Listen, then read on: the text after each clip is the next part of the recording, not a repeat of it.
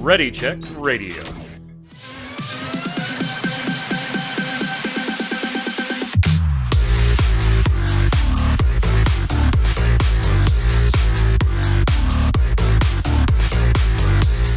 What's up, Internet? Welcome to the Relic Grind, Ready Check Radio's Final Fantasy XIV Square Enix podcast. It's Thursday, it's 7 p.m. Eastern. That means it's time for a show. It's time for a show. We're live, twitch.tv/Ready Check Radio. If you're listening on iTunes, Audible, Spotify, Amazon Music, whatever, or watching on YouTube, head on over to ReadyCheckRadio.com. Website's right there if you're watching the video. Upper right-hand corner, I've got all the socials in one place. If you like what we do here, go and click on them, give them a like, give them a follow, give them a subscribe, and most importantly, tell your friends. If you like it and you want to support it, it's easy, it's fast, and it's cheap, just to get some extra people here. And if you want to chime in live with us, you certainly can. Chat will be giving their opinions, I'm sure, of our myriad of topics to go through today. First off, congratulations to Andrew Copeland, Fusion X, winning Final Fantasy Jeopardy last week. If you missed it, it's on ReadyCheckRadio.com and on our YouTube. That locks in the finals. It will be Andrew against Mr. Happy against our own Kronos. Thank you to Rook and Dave for participating last week and making it one hell of a game. It literally came down to Final Jeopardy.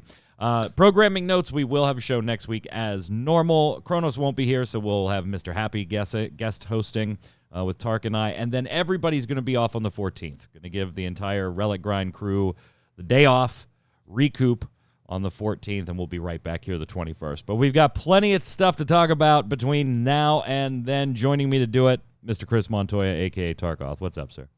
Greetings, programs. You know, the most exciting news this week was the partnership between Sega and Square Enix. That's going to be so awesome. Oh, you heard about it, right? Good stuff. Fantasy Star Ocean. Yeah. Props to Yod for that joke, by the way. Gotta give credit. And off to Adam Lane, a.k.a. Kronos. How are you, sir? I'm doing okay. I didn't hear what'd that you do with joke, your but, week? What'd you do with your week off? I slept a lot. Did a lot of nothing. I still haven't gotten my mount yet, so I've been working toward that. There's a new fighting game that came out, so I've been playing a lot of that. Yeah, we've been reporting on it on MMO Bomb only because we don't really generally do fighting games, but since it's a spin-off of Dungeon and Fighter, we did kind of, like, we won't cover its updates, but we did cover its launch. So I assume you're talking about DNF Duel. Yeah, DNF Duel. Yeah. Yep. I've already played it for quite a bit. I'm already diamond rank, so. Look at you. Damn. I got my Hippo Cart mount today. Nice. Speaking of mounts, so we've got the rep just about done there. Got that one more level, but it really doesn't net me any rewards. It's just one of those things. It's like, I might as well. It's like, they put the orchestrion role behind rank 8 this time. It's kind of annoying because now I have to get all the way to rank 8. Like I don't know, because I kind of collect all those for our FC for like orchestrion role or orchestrion like in the FCS. So I still haven't got, like, I don't think you could get rank 8 for like another couple days, but I'm almost there. Nope. But yeah, I'm done. I'm done with what I wanted. We'll polish it off over time, and we'll have this tribe dailies done. We've got 618 coming July 5th, gang. 618. Now, obviously, the big daddy in this one is, of course, data center travel. And the addition of 4 new data center servers in Europe. So there are kind of restrictions on these, right? And it makes sense, right? As far as like housing and things you can do when you data center travel. But they are putting in like incentives for server transferring, the usual stuff that they always do, right? Like XP boosts up to 80, gil boosts up to a certain amount. They're enticing the population to spread around, enticing the population to just spread around. I guess the only bad news on this one, gang, is it's a 24-hour maintenance. So, yeah, that sucks for my rating. yeah, it's a beefy maintenance. The servers will be down for 24 hours, 4th into the 5th. I mean, hey, if you're going to do it, particularly when it comes to like the United States at least, it's probably a good time to do it, Kronos. People traveling for the 4th of July holiday anyway, you know. Or people are like, hey, there's a holiday and I can't play my game. That might be... I'm that weirdo. I'm that guy. That's me. Yeah. But no, I mean, it makes sense. But yeah, I mean, I'll just have to play something else that day, and I'll also miss a raid day, sadly. But I don't know. The way it looks, I don't think we like with our hours. I don't think we're gonna clear before the patch, so we'll have to clear after the patch, anyways. So How's I don't think Prog going? Same here. We're like right at double dragons. We've seen Dark Thornton and Rage, so we're just cleaning up like Death of the Heavens, and then we'll be on the second to last phase. We might make it to the last phase before the patch, but I think we only do like with only 7.5 hours a week. I don't think we're gonna get the clear, but I mean we'll get it after. It'll be fine. Don't think you're gonna make it by 6-2? Yeah, I mean, this 6 is the hard. Most people find phase 6 to be the hardest. So if it's taken us this long to get here, I mean, we'd have to like turbo prog dragons, Right? If we can do that in like less than a month, and we get like 2 weeks on the last phase, we can. There's a chance. Like that's possible. I think it's probably going to be more likely that we'll be like end of dragons, starting phase 7 by the time 6-2 drops, and then we'll move on to Savage and come back probably in like a month after that. Have you ever rolled into the next patch not having cleared the ultimate? Oh yeah, we did it with T. And I took a break during during Stormblood, so I didn't get to do Uwu on release, and not many people killed UCOB on patch, so we didn't do that either. So I've actually never killed it like directly on the patch. Funny enough, it's always been the patch after, because we just like our raid team. Like I love all our players. A time is like always kind of like a weird thing, and people change jobs this time too. So like 7 hours a week when an ultimate, it's tough. I mean, I'm proud of how far we've gotten, to be honest, with that full amount of time. So, and I like raiding with the people I raid with. So, Tark, what about you? Things recovering after they all kind of just like got fired into the ceiling fan at high speeds. Well, if you've been following me on Twitter or watching my streams, I'm on my third group now. I had to part ways with the second group. That just the mindsets were not right there, and the commitment and all that fun stuff. So I'm on my third group, but we finally got Nidhogg fully clean for the first time yesterday. We hope to have quite a bit of eyes prog and get to time rewind hopefully tonight. So tune in for that. But yeah, we won't be done on patch. Hours away from now. I mean, that's really all that there is to say about 618. Yeah, it's focusing mainly on the back end, and the data center travel and all the fun stuff, which is fantastic, right? I mean, that party finder on Aether is going to be blowing up. It's gonna be dope for raiding, like raid groups too. Like, I mean, now you're not tied to anything. Like you can just find 88 people. You don't need to transfer your character. You just go play. I mean, you're still gonna have probably like latency things, but it is what it is. Well, yeah. But in bigger news, just hours from now, mere hours from now, mere hours, we have the next live letter from the producer YoshiP. This one planning to focus on patch 6.2, specifically part 1. 6.2. Yes. So we're going to see this divvied up a little bit. And that's really it. That's like all we know. But we do know from previous live letters and reveals and things like that, some of the general topics that would be discussed when it comes to 6.2. Now, that doesn't mean that these particular topics, A, are going to be covered in this live letter. They may put it in the part 2 of the live letter. Or B, that they will launch with 6.2 itself. Of course, they could be part of 6.21, 6.22, stuff like that. But I would expect that we will hear at least something about Island Sanctuary, right, Tark? I mean, that is surprisingly one that people want a lot of information on for something that is going to be like, something to kill some time, a side project. Yeah, that's actually my number one thing. I was like, I want to know what's going on with Island Sanctuary. They've been so dark about it since announcing it. I just want to see, is it going to be our own instance? Can we do some furnishings? Is it going to be kind of like a Farmville or Stardew Valley? Can I spread all my 300 minions it's across funny you my say entire Stardew line? Valley. We're going to come back to that one later. Yeah, I don't know about that one, but and then I want to see something about what our trials are going to be for the rest of this expansion. I'm figuring they're probably going to put a silhouette and just put, block the spoilers. I think you could make a very good guess on what they are. I have a good guess, but I want confirmation. What do you think it is? The Four fiends. Yeah, and the thing is too, because you're not tied, like, because everything's like in the MSQ now, right? Or at least that's how it seems right now. You don't have to, like, like usually you have a trial series and it's like 0.2, then they skip 0.3, then 0.4, 0.5. They don't have to do that with this, so you can just do all four, right? Yep. It kind of just lines up. Makes sense to me in my brain, at least. And then maybe stick one as a dungeon boss or something. I'm in favor. Yeah. I'm in favor. I think that's what we're gonna get. And then make that Knight in Black Goldust, part of the next expansion going forward. Maybe, I don't know. We'll see. Clad in darkness, as they say. Clad in darkness. Gee, I wonder who he is. Kronos, do you care about island sanctuaries? Like, I know you're like just a dabbler in housing. Like, you're kind of like me, where I gotta have it, but I'm not gonna spend a lot of time in it. Yeah.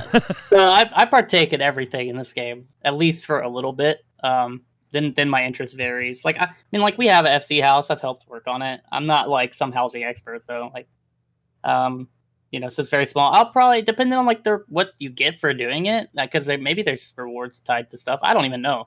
The only thing that worries me is like, because they've been so dark on it. Like, I wouldn't be shocked if they're like, "Hey, this is 6.3 now, guys," like, or something like that. I don't know. Oh, well, I mean, we know our minions play into it, so I am intrigued from kind of that aspect, where like maybe we can let our minions roam free. The Mystics in chat saying, "I can't wait for Harvest Moon 14." and we know it's instanced, right? So I wonder, like, we know that too. Yeah, I feel like if it was just personal housing or whatever, they would have just advertised that. So, like, I feel like it's got to be a little bit more to it than that. I don't know. They were kind of oddly specific, saying that this was different from housing. Like, earlier when they brought it up and everybody was like, "What the hell is this?" And they said, not a lot on it, but growing things, maybe letting your minions run around. But no, this is not another housing thing. Yeah. So I think we have to get information, but I honestly, Kronos, I want to call you wrong, but I wouldn't be surprised. I mean, I wouldn't either. That's why, If it, like, A, wasn't talked about at all, or B, was like, hey, this one's going to be bumped back, which I think is going to piss a lot of people off. Because, honestly, when you turn to what else is left in the patch, it's pretty run-of-the-mill, same old, with the exception of one of the things I'm most interested to see, but will probably be disappointed by if it's exactly what I think they're going to do with it, and that's the Criterion Dungeon. Oh. Yeah, no, I want to see the Criterion Dungeon, the 1, 2, 3, or 4 person content, but I have a feeling that this isn't going to be exactly what I'm looking for dungeon-wise. I have a feeling it's just going to be, okay, there's 2 in here, then it has 500,000 hit points instead of 250,000 hit points. We'll see, though. That's a 6.2 thing. And then the rest of it, Kronos, Tark, you're right. It's exactly where I was going with it. It is run-of-the-mill. You're going to get the next section of the Pandemonium raid. You're going to get trusts moving in through Heaven's Word, so additional trust content, some job changes, some MSQ stuff, and there you go. I think, like, Crystalline Conflict was the big 6-1 one thing that was new, and let's go explore it and see if it's any good. Island Sanctuary, I'd feel really bad if it was delayed out of 6.2 into 6.3. Yeah, I agree. We'll also have a new Ultimate. It'd be good to have something that's not Ultima. God, that thing's so easy. If you don't have this, I mean, hope you're okay with the cycle that Final Fantasy does. That's just how it's going to be then. If that's not part of it, I don't see anything interesting coming out except for maybe Criterion Dungeon. I completely forgot about that one. So. Yeah, and that's the thing too. Like, if you're not into dungeons and raids, then that fits all of us, right? All 3 of us. We definitely are. So cool for us. But if you aren't into that, if you are into more of like doing the side stuff, the collecting minions, the doing the housing, that's the way. ERP, I don't care. Do you, boo? If that's your thing, then this may not hold a lot if Island Sanctuary doesn't come. So let's place a bet on it. First off, 1, Kronos, does Island Sanctuary come up in this, or are they going to stay mum on it and visit it in the second part of the 6.2 Live? So if I had to bet money, I would say you don't see anything like Island Sanctuary for this one. You'll see it at the next live letter, and it'll be 6.25. You think it'll be late .2 series? Mm-hmm. Dang. Not all the way to .3 though. If I had to bet, I mean, I could see it happening, but if I'm like putting my money down, that's my guess. I'm gonna go with, and that you answered my second question too, was what patch would it be in? So I'm gonna go with we do hear about it tomorrow. I don't know if we'll get like a full-blown demo of it, but I do think it'll have its own little section. It won't just be like a, hey, we'll talk about Island Sanctuaries next time, and Mike tries to count that as it was mentioned. No, it will have its own little thing. And I'm gonna go with the front half of the patch. I don't think it's gonna be 6.2. 6.2. I think it'll be 6.2.1. Yeah, I think it'll come in 6.2.1. What do you got, Tark? I actually was kind of thinking about 6.21. You get all the raid stuff, you get all the trials, and then that drops, maybe 4 weeks after everything's kind of settled on people and their rating and stuff. And yeah, then you can have this, we got this little side stuff kind of relax with and fiddle with. So yeah, that'd be a good time to put it. I feel like it'll just get treated like Crystal and Conflict did, right? Like 6.1.1. Yeah. I think that'll be the okay. And maybe that's where new content goes, that 6. Yeah, that .x1s. Yeah, the .x1s. It's going to be interesting. Of course, there are many different places that you can watch unofficial live translations because this will be in Japanese only. And we will, of course, be reviewing this next week once we see everything in the live letter with Tark, myself, and Mr. Happy. One last thing before we leave the topic of Final Fantasy XIV and talk about some other Square Enix stuff, a lot of Square Enix stuff. Finally, there's going to be some housing, what do you call it, redistricting? Yeah. Rezoning. Yeah, is this like Final Fantasy's version of gerrymandering where they just like start dividing up wards the way they want them?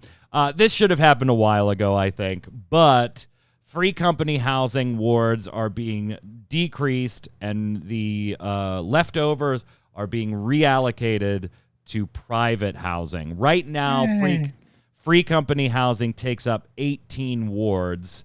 It's now going to be dropped down to 9 wards, and those 9 wards that are being freed up from free company will be shifted over to free company housing. The way the lay of the land will be free company housing 1 through 9 wards, and then private housing for individual players from ward 10 through 24, freeing up quite a bit of property for individual players that are still a little angry at the way the lottery system ended up being implemented, Kronos. You still get grandfathered in, though, right? Which is you have it. It's like, you do. Still part of the problem, because you still have FCs that literally control several wards in different servers. Oh, and it should be noted that this doesn't apply to the 4 new worlds on the European data center either. Those are going to be classed a little differently. They're not ready to talk about how yet. Yeah, so I mean, it's a good thing. I know it sucks, but I almost feel like they should rip. If you have multiple, I don't know, I feel like you should kind of lose. So maybe 2 or 3 is okay, but 20, come on, man. Yeah, it's bad. I have a small housing story. So I finally got a bid in on a medium house. Oh, you're a medium house somewhere. Your punk ass finally remembered. I remember, and I was number 4, and I was like, "Sweet, there's only 4 people here." So I come back after the lottery's done, and at ballooned to 134. Mm-hmm. Yeah, that bid on that one house, and I didn't win. Yeah, the estate in front of our FC house went up for sale, and so everybody in my FC was like, "Let's just bid to try to have 2 houses next to each other because we're part of the problem." Yeah. We lost though, so it's fine. No, wait a minute. You just got done saying, "Hey, look, maybe they should start." Hey, look. Maybe they should start stripping property away from these free companies, and then you're like, "Oh yeah, we were totally trying to buy it." I'm saying the rule is bad. Okay, I'm not saying I can't blame the people that did it. It's not against the rules. Wait a minute. Did you just hate the game, not the player us? Is that what you just did? I'm just saying, rules, not the people that take advantage. Look, man, if the game allows it, like, I'm a fighting game player. Okay, if it's in the game, okay, we're playing by the same rules. All right. If it's in the game, it's in the game. Anyway, you lost, and oh yeah, we lost. So like, there's some other FC. They got their house. I'm sure they're happy. But yeah, Lord. I hope one of your new neighbors watches this and they're like, "You dicks! You tried to stop us. You tried to stop us." Now it's a neighborhood rivalry. They're going to start throwing things and TPing their houses and stuff. Right? You jerks. I mean, we already have dirty messages in our guest book, so it's fine. Because we have the mansion on top of the hill, and people do not like that you have that. So people sign our guest book with, not so nice stuff. Oh, nice. I think it's funny. I don't care. All right, so that's Final Fantasy XIV news. We'll see you next week for the patch or the live letter review with a special guest, Mr. Happy. On to other Square Enix news. Big week with Nintendo Direct when it comes to Square Enix. There was quite a bit jammed into the Nintendo Direct from Square. Now, I should note that the things we're talking about aren't exclusively on Switch, but they were shown during most of these things. Some of them are because they're actually already released somewhere and they're coming to Switch. But finally, this was all shown at the Nintendo Direct. And then Square had some other stuff that they just dropped throughout the week, the last week and a half as well. First off, we have Nier Automata End of Yorha Edition. That is coming out on October 6th for the Switch.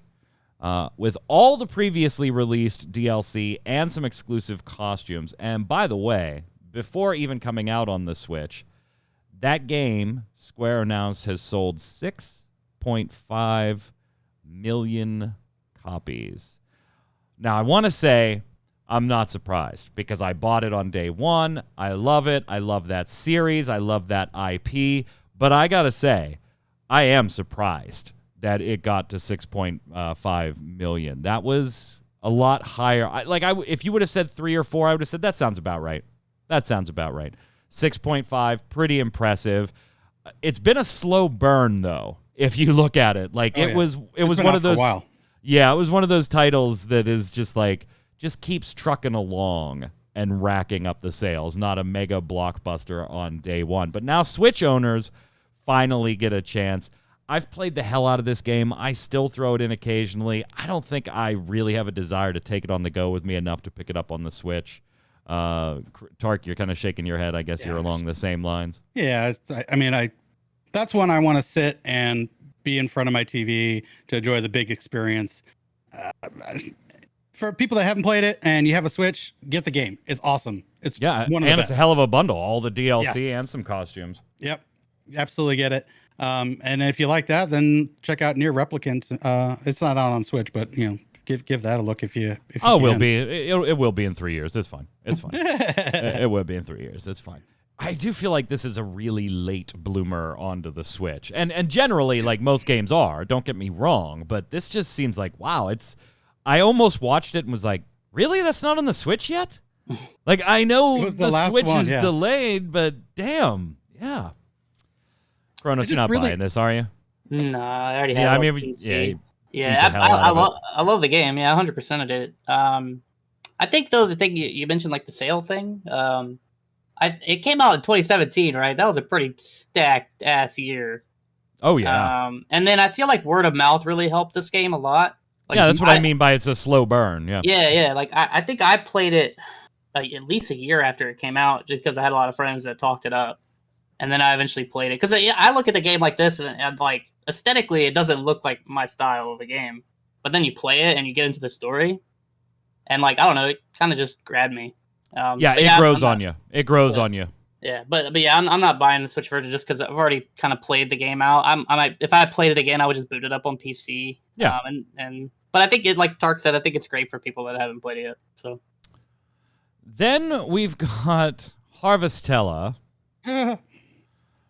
Which I don't think anybody saw coming. This kind of looks like I said we'd come back to Stardew Valley. I kind of got the vibe watching this trailer that I'm playing here right now for you, it's like a MMO, or not an MMO. It's like a RPG. Very much in the vein of like a Stardew Valley, right? Growing your stuff and going and getting it, and like here we see some planting going on. I mean, obviously, I don't know. What was the tagline? Farm something fight. I don't. Oh yeah. I don't. These like, are okay. not me. Now, I know there is a huge audience for these games. Like, like the Minecrafts and the ones that have a little more RPG elements, like the Stardew Valley. And then you start hitting like the Animal Crossing and the Harvest Moon series and stuff like that. And don't get me wrong, I dabble in all of them. I would say Harvest Moon more than any of them. But this one's not for me. I'm not going to buy this. I mean, it looks pretty-ish. It's not gorgeous or anything. It's got a pretty aesthetic that I can appreciate. It's got some RPG-like fighting elements and some story elements. But I just feel like, there's other things I'm going to be giving Square money on soon, so I'm going to skip this one. What about you, Kronos? I could be sold on it, but Could you really? If you ask me right now, I'd probably tell you I'm not going to buy it.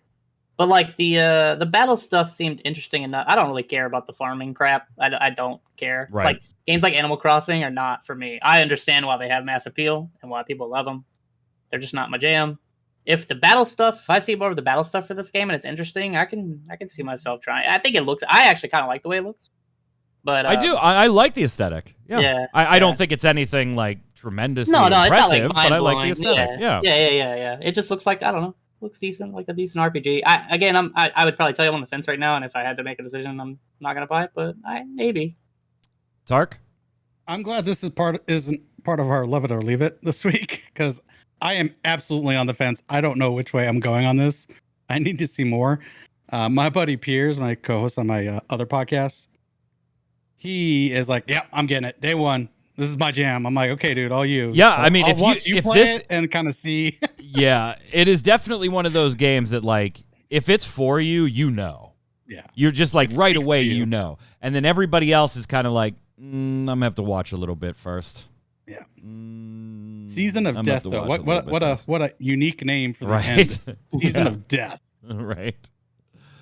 Hey, the Live Alive demo is up right now on the Switch, and your progress carries over, as we've seen in a bunch of Square Enix demos recently, whether it be Outriders or anything else before that, Project Triangle Strategy, before it eventually came out. Anybody played it yet? Like, I'd already played this ROM'd a long time ago, so I am still interested in this being kind of an update to it. But anybody check out the demo? Since we're going to have a 24-hour maintenance, I actually plan to stream this on Monday. Just being a demo, I should be able to fit that in like 8 hours. So. Oh, nice. Had you ever played? No. So it'll be a totally new experience for you. Yeah. So it'll be totally new for you. That's sweet. Yeah. That's sweet. Are you planning to buy it, or are you looking for the demo to sell you one way or the other? The demo will sell me one way or the other. I'm hoping to have a positive experience, because I like Romancing Saga and like Octopath Travelers, the divergent stories and them coming together. Yeah. So I'm hoping it piques my interest and I pick it up. Yeah, for me, like only because I've seen it, but like I do want to play it, but I probably won't pick it up on day one because it's not new to me. Maybe the presentation is right. It's prettier and all that jazz, but from a story perspective and stuff, again, it kind of hits that same line that Harvestella does, which is like, yeah, I'm probably going to try you, but there's other things I'm going to be giving Square Enix money for over the next 6 months. Who are we kidding? The next 12 months? Who are we kidding? The next X years of my life. And so I might wait to like catch them on a Steam sale or something like that. What about you, Kronos, when it comes to Live Alive? Are you a day oneer? I've never played the game. And the people that I know that I trust their opinions have told me very good things. So I'm pretty sure I'm buying this game. And I'm the type of person, especially with the RPG, I don't need to play the demo. If I'm already going to buy it, I'm just going to play it when it comes out. Probably not going to play the demo. So. Yep. Not going to play the demo. Interesting. That is interesting. Why not? If it gives you a flavor of it and your progress carries over, you're not going to have to redo the stuff again. Why wouldn't you? I guess I don't know. Well, I don't want to wait. Like here's the thing. I play like. I mean, he's like, I don't want to finish chapter 1 and then have to wait. Like, I mean, I've said on here how I play games. It's not in like little short spurts. Like if I finish, I'm gonna finish that thing in one sitting, and then I'm gonna be like, "Where's the rest of the game? Like, just give it to me now." So I'd rather like just wait, especially since, like I said, I already know I'm buying this game, and it's not like for instance like Stranger of Paradise, which we'll probably talk about in a minute. Yeah. I needed to be sold on that game. Like I wanted to play it to like really feel for. I don't need to be sold on this game. Like I've seen what it is. It's a turn-based RPG. I know how it works. Like I've seen the trailers. It looks interesting, and I've been told things from friends. So I don't think I need to play the demo personally. I don't feel like I'm going to be wasting my money. So I'd rather just be able to sit down for as long as I want and progress the game as far as I want until I stop. He's like, no, thank you on the appetizers. Just bring the main course, please. I mean, I'm like that with food too. Just bring the steak, dude. Get the bread and the other stuff out of here. Just bring the steak and the potatoes. Yeah. I can see Cronus being that kind of person. You know, you play the demo and you're really hyped, but then if you have this gap and then it finally comes out, you're like, I've lost interest, and you don't pick it back up. So, I mean, that's probably a good call for you, Cronus. Yeah, I don't know. I'll be interested in your opinion, Tark, because I do enjoy it. I would be one of the ones recommending to the two of you. If you haven't, yeah, definitely grab it.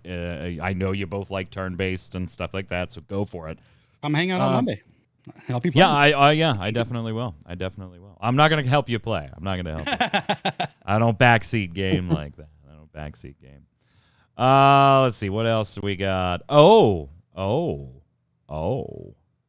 We've got Dragon Quest Treasures. Sorry, not Dragon Quest 12. We don't have any new news on Dragon Quest 12, but we do have Dragon Quest Treasures taking place as an offshoot of the Dragon Quest 11, Echoes of an Elusive Age, with some of the brother-sister twinsy characters that you may remember. I'm sure Tark remembers because it hasn't been all that long since you've played. Kind of billing this as like a looting game. You know, it's all about the loot. Go get the loot, whether it's from monsters and dungeons and things like that. So kind of a different aesthetic than what you may be thinking of when you think of Dragon Quest 11. This is, you know, a little side story. And we have the third one in a row, gentlemen, where I'm kind of like, maybe. Maybe I'll catch it on a Steam sale. Maybe I'll catch it on a Square Enix, you know, summer sale type thing. Not that I'm not interested. I obviously love Dragon Quest. You know that. I was the one that was like, Tark, you have to play 11. Like, you have to. Go play 11, damn it. That was a good recommendation, too. Yeah, and it's a great game. So I do want to see what they're going to do side story-wise with it. But I wanted to see Dragon Quest 12, so this one kind of made me a little angry, I guess. Angrier than it probably should have. So, yeah, I'm interested again, but probably not interested enough to do a day one. And I have a feeling this one might be, although they're like kind of billing it as an exploration looter thing, I kind of just get the feeling that this one's geared towards a little bit of a younger audience, as far as maybe depth and complexity go. That's not because I've seen systems in the game and they're, you know, more shallow. No, I don't know. Just a guess, just a hunch. But Tark, coming off the heels of 11 just a few months ago, do you want more of that world with more of that characters in a slightly different, like, offset side story, spin-off story? Or are you okay with letting this one go and holding out for Dragon Quest 12? So I love Eric and Mia. I love their story. I love the brother sister. This holds no interest for me. I am not getting it whatsoever. It's aesthetically, they're like little children. I'm like, okay, like you said, it might be geared towards little children. The monsters are all cutesy. The combat doesn't seem to be all that interesting, and I don't understand the point of the game. Like, it's just nope. It's just not for me. I'm not going for it. What you got, Kronos? I don't really buy Dragon Quest games, but do we know if this is like an actual RPG? So, according to what Game Informer said, you recruit monsters, locate loot, explore the world, fight enemies. Your monsters are more help than just in battling. So this is like World of Final Fantasy for Dragon Quest. It's kind of a little bit. I mean, it's a brother sister using monsters. using slimes. You were able to like bounce up and down in the environment to reach higher ledges. Grab onto one of them that flies, and you can kind of glide like Breath of the Wild. You know, that type of exploration. They say once you complete your treasure hunt and obtain your prize, you can bring it back to your base to see how much it's worth, using the funds you obtain from your hunts to improve your base and increase your treasure hunting level. December 9th, release date, by the way. Yeah, it's just not going to I'm probably not buying it. I will say World of Final Fantasy was a sleeper hit for me. I kind of like it. I love World of Final Fantasy. And I thought I was going to hate it, and I really like that game. So if it's like that, I mean, we'll see. I don't know. But I'm probably not buying it. I'm not a big Dragon Quest person, so. All right. We've talked about this one before, gents, and we all basically came to the same conclusion that we felt if this game didn't at least land solidly on firm footing, that it would likely be the end of the IP. For a while, yeah. Okay. You may have said for a while. I said forever. Like I said, if this one doesn't put it in land, a drawer and it's going to collect dust. Yeah. Doesn't mean they can't bring it back in like 10, 15 years, but who knows? And that's Star Ocean. Talking about Star Ocean, the Divine Force. Got a release date set for October 27th on the PS5 and the PS4, Xbox One, Xbox Series S and X, and on Steam. Notice Game Pass was missing from that list, so at least from what we know so far, don't expect to pick it up on Game Pass for free on release day. I gotta say, gents, Integrity and Faithlessness sucked. It was terrible. I love Star Ocean. I was very hurt by the last couple. Very hurt. Very in my soul. In my soul. And I'm going to be honest, like we were back then when we saw the initial reveal trailer, we were like, looks dicey. Yeah. Looks dicey, to put it gently. On the announcement of the October 27th release date, there were also 3 trailers dropped. One is the general trailer that you're watching here in our B-roll footage. The other is an 8-minute intro. It's presumably the opening cinematic for one of the 2 protagonists that you can control, Raymond. So I believe at some point we'll probably get the other opening cinematic for, introduction cinematic, because you meet her a little later in the game. It's not quite at the opening of the game. And then we got a 5 to 6 minute video that did a brief introduction of a bunch of the main characters in the game and did kind of like a mini combat tutorial on how combat works in this. It is seamless. You just attack the things in the world. You do have the ability to swap around to party members and give various commands to your party members, even though you may only be controlling directly one person at a time. They do have the kind of like pause mode that we've seen in other games where you can stop combat, freeze time, and go ahead and strategize things a little bit. Watched through all of it, gentlemen, and I gotta say it made a hell of a better impression this time around than, at least for me, than the initial reveal trailer did all those months ago. This looked much more polished. I'm still not a huge fan of the facial design for the characters. Some of them, some of them do look a little jank, just a little bit. The voiceover is a lot better than it was in the original stuff that we saw too. I like this style of combat. I like where it's heading. I do like the idea of the 2 protagonists, one being very sci-fi and in space and futuristic, and one being the queen / princess, I think she's a queen, over the underdeveloped planet that they end up crash landing on. so that whenever you play, whichever character you play as, you can kind of like, hey, I'm more into a sci-fi theme. I'm going to go with Raymond. Hey, I'm more into the fantasy aesthetic of like Final Fantasies and things like that. I'm going to play as the Queen instead. I did like that it's basically, they're trying to do two totally different aesthetics around the entire character and not just, hey, the moveset is different, have some fun with somebody with a different moveset. I am feeling much better about where I'm still nervous for this title. I'm still, because I did like some of what I originally saw for the last one too.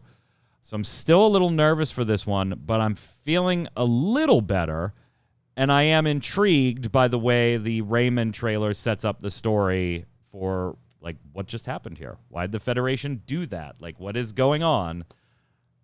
So this is a day one for me. This is a day one for me, and it probably was for all of my since we knew about it.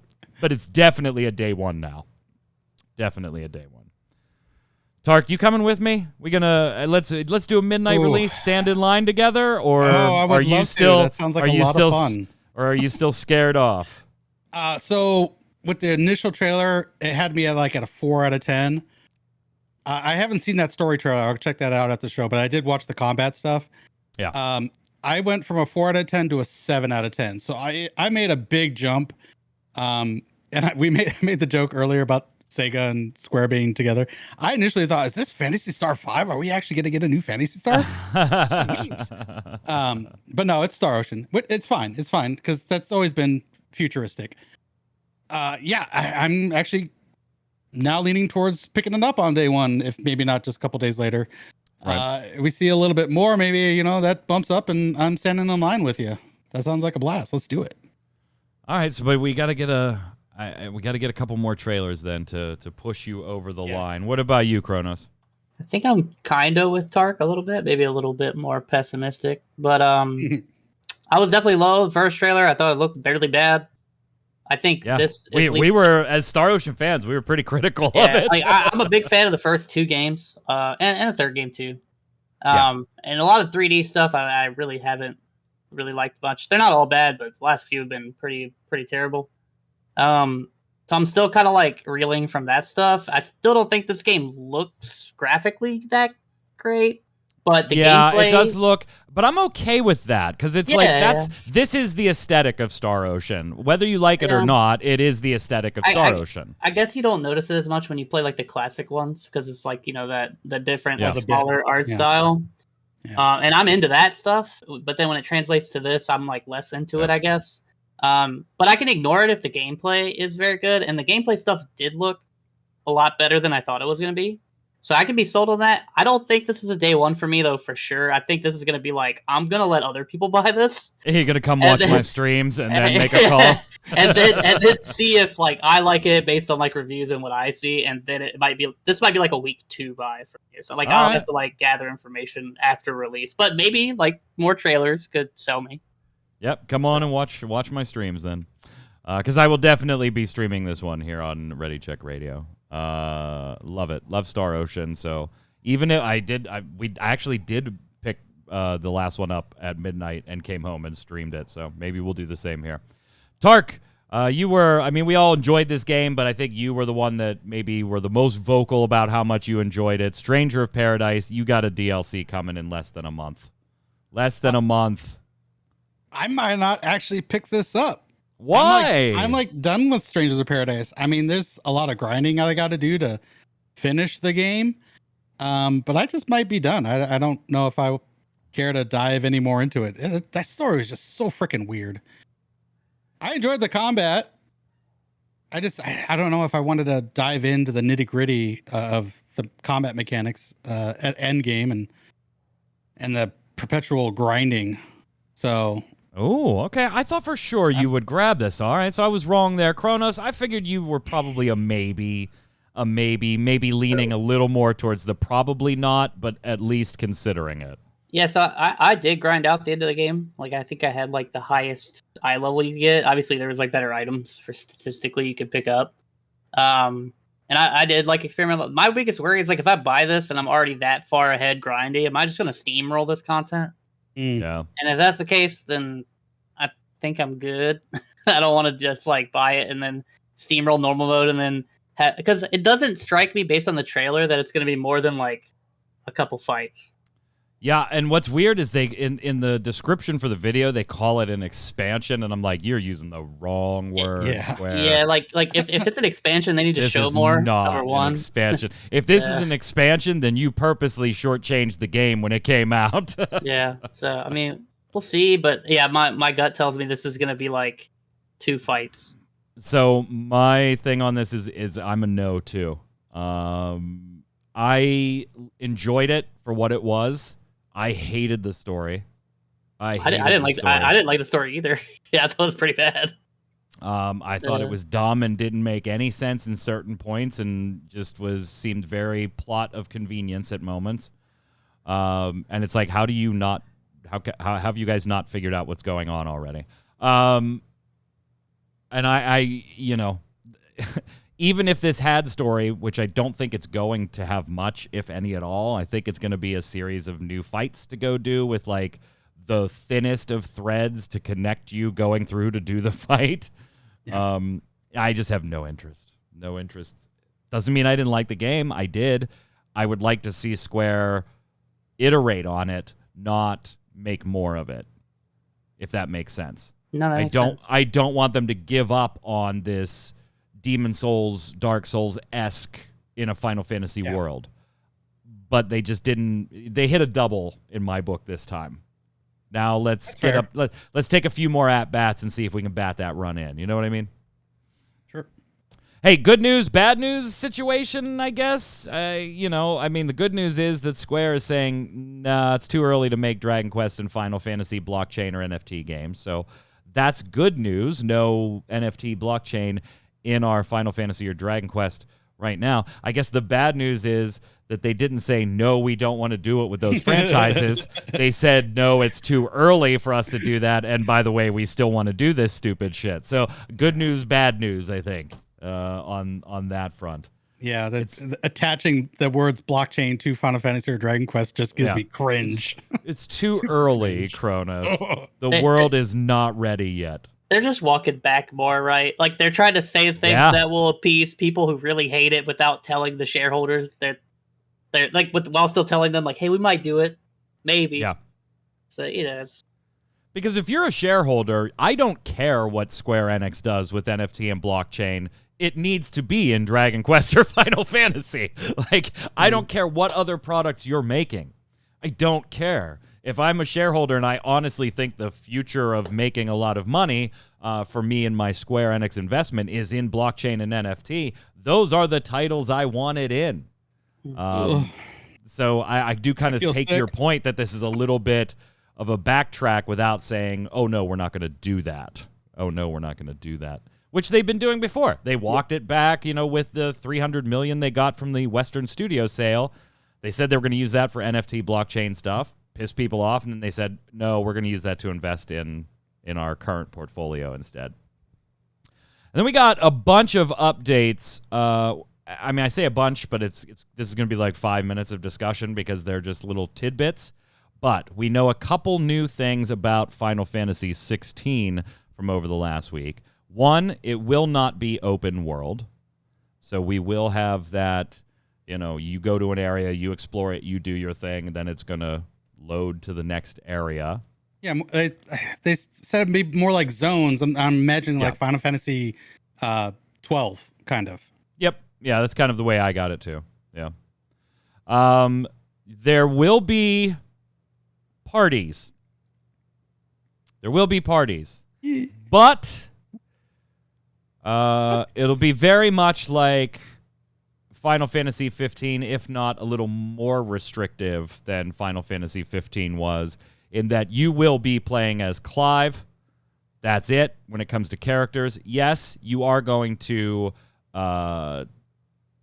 control summons and icons and things like that too, but as far as controlling the characters, you will only control Clive. The rest of your party members that Naoki Yoshida come in and out throughout the storyline will be AI controlled.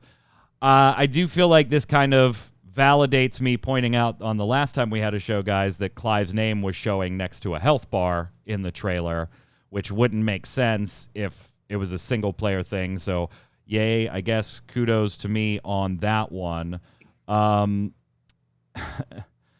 He did also say, Kronos, that YoshiP said, hey, this is not going to be a Final Fantasy theme park. And I guess that in this interview, when he was saying this, it kind of had to come from a 14 perspective, where there's so many nods in 14 to other Final Fantasy games, whether they be mainline or not.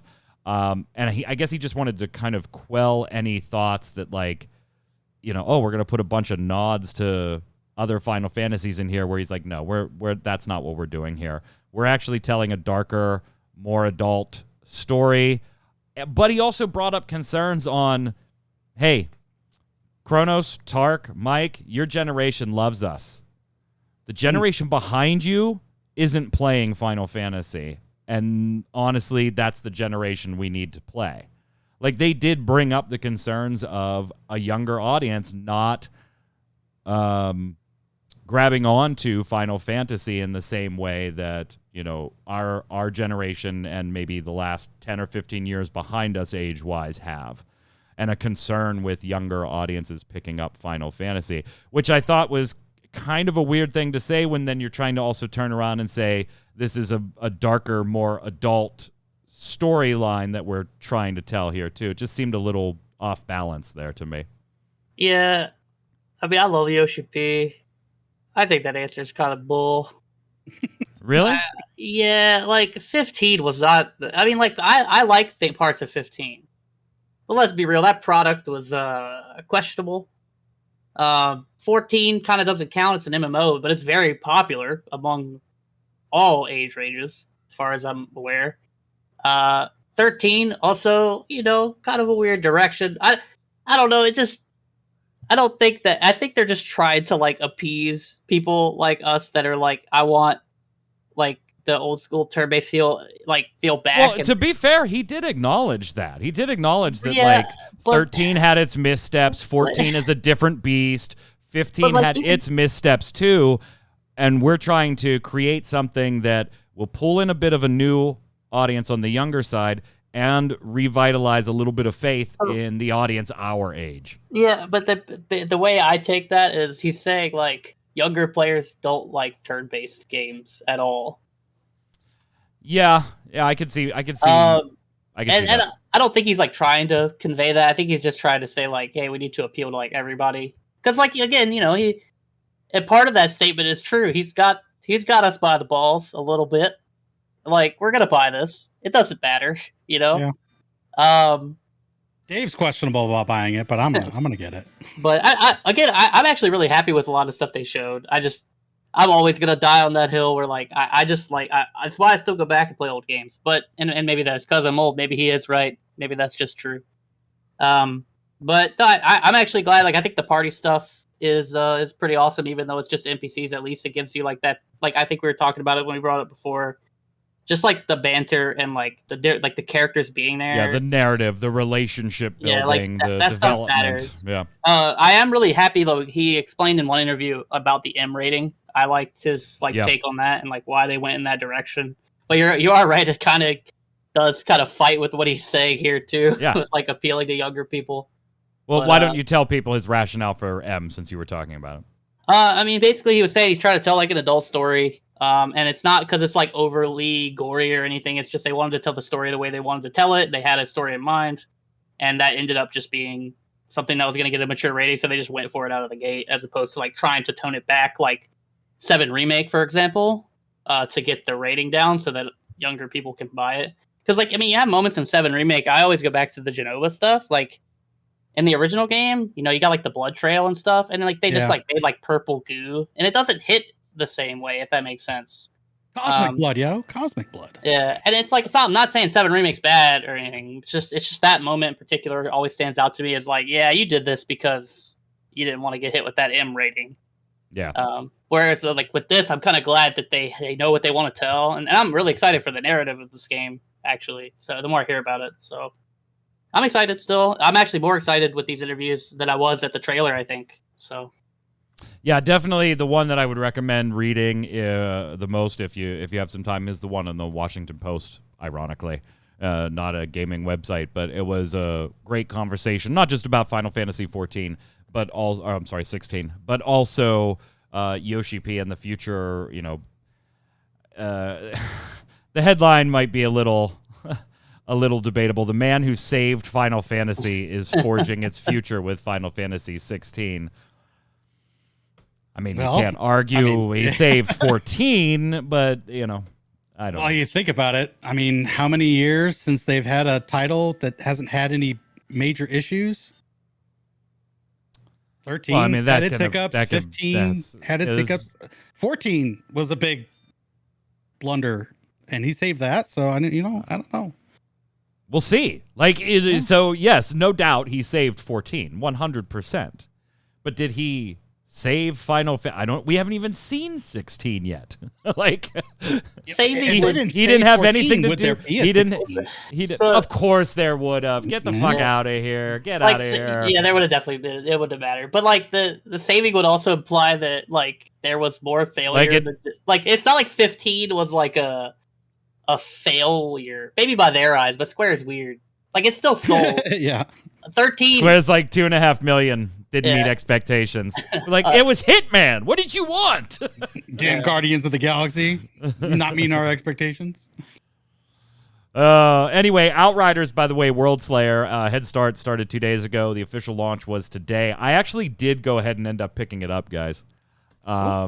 Yeah, I haven't had a chance. I don't want to chime in with a review on it too much yet. I'm not far enough into it because they had severe server issues. Oh no! On the day their early access or their Head Start went live, which was what, Tuesday? Yeah, it went up Tuesday.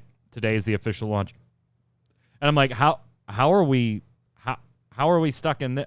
Seriously, you guys have done this once already. You literally did this once, and it was a year ago. It wasn't all that long ago. I know, right? It was so bad. Server what a long year. Really bad. So I'll revisit that one next week. I know both of you, Tarkoth, you were just done. Kronos, you were probably done maybe if you caught it for $10 on a Steam summer sale or something. Is that still where you stand on this one? Yeah, there's just a lot of stuff that came out or is coming out that I want to play. Yeah. It's not necessarily Square Enix related. And this is kind of not very hot. I'll probably, if a Steam sale comes in, like you said, and it's cheap, $10, $20, I'll probably pick it up or something. But let's head over and finish today's show up with Love It or Leave It.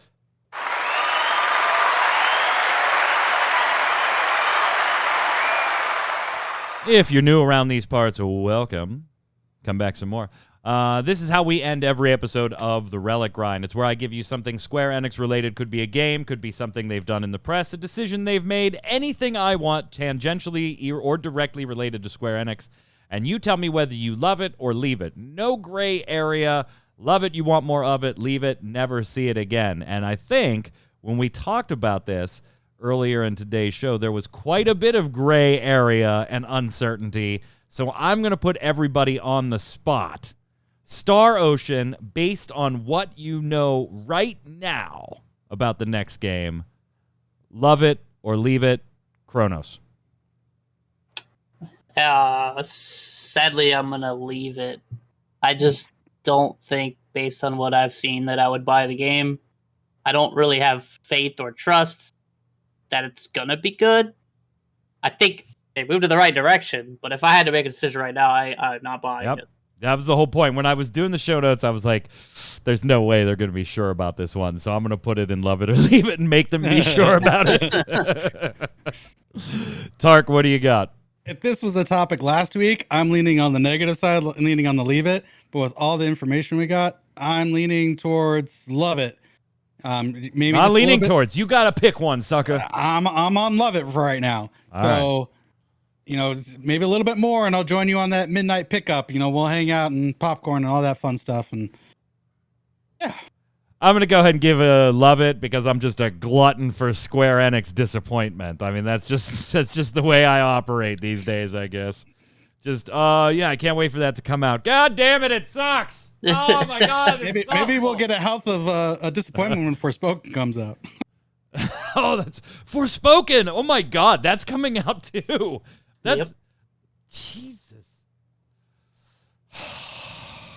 I already forgot about it. How bad is that? I already forgot about it, Kronos, to points you've made before. Yeah, they're already doing forgotten about it. They're doing it to themselves. They're making people forget about it. They're going to kill that game before it comes out. They're determined to. And they can't delay it now. I mean, if they delay it, it'll just slit its own throat at this point with what their own windows that they'd be delaying it into. They just, what a mess. What a mess.